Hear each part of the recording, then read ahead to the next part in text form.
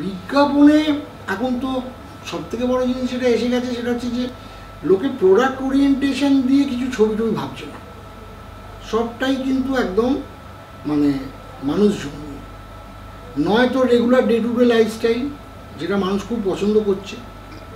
আর আগে যে একটা ব্যাপার ছিল না যে বিজ্ঞাপন মানেই কোনো একজন সেলিব্রিটি হতে হবে, একটা সেলেবকে দেখালে যে লেভেলের বিক্রি হবে সেটা, এখন সেখান থেকে খানিকটা সরে এসে তোর মানে next door girl, next door boy, এই বিজ্ঞাপনে দেখবি আমাদের এই যত মোবাইল কোম্পানিগুলো আছে সেগুলো ঢুকে পড়েছে। তার কারণ হচ্ছে একটাই যে কারা আমার টার্গেট অডিয়েন্স, এই টার্গেট অডিয়েন্সটা যেহেতু একেবারেই অন্য জায়গায়।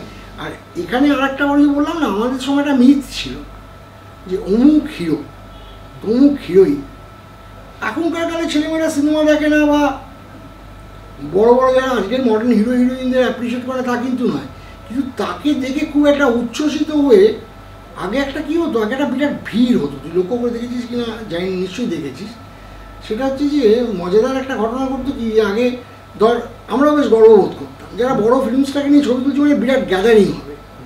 সেই গ্যাদারিংটা কিন্তু যদি তুই মফস্বলের দিকে না যাস, শহর কেন্দ্রিক জায়গায় কিন্তু গ্যাদারিং নেই।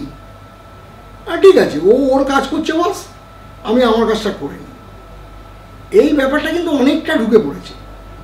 ফলে এটা ধরতে পারা যাচ্ছে যে ওকে বিজ্ঞাপনে না দেখলেও কিন্তু প্রোডাক্টটা বিক্রি করে দেওয়া যাবে।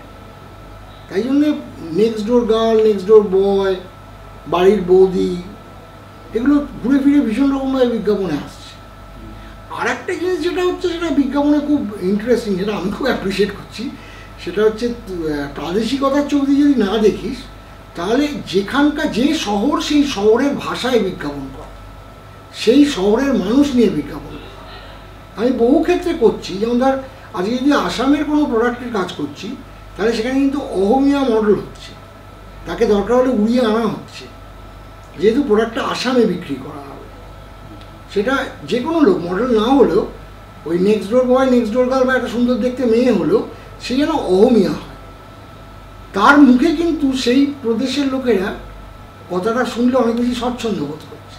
যার জন্য বাংলার বিজ্ঞাপনে তুই দেখবি ইদানিংকালে যে অনেক বেশি বিজ্ঞাপনটা ওই আমাদের বাংলা শহর কেন্দ্রিক বিজ্ঞাপনে হচ্ছে। মানে প্রত্যেকটা শহরের জন্য আলাদা করে বিজ্ঞাপন ভাবতে হচ্ছে, মানে ন্যাশনালি বা কসমো বিজ্ঞাপন যেটাকে আমরা আগে বলতাম, কসমো লুক অ্যাডভার্টাইজমেন্ট, সেটা একেবারে আপস্ট্যান্ডার্ড যে একটা আপস্ট্যান্ডার্ড যে কাজগুলো আছে, প্রিমিয়াম লেভেল, যেখানে কোনো সেগমেন্ট ভ্যারি করবে না, সেক্ষেত্রে কসমো লুক আসছে।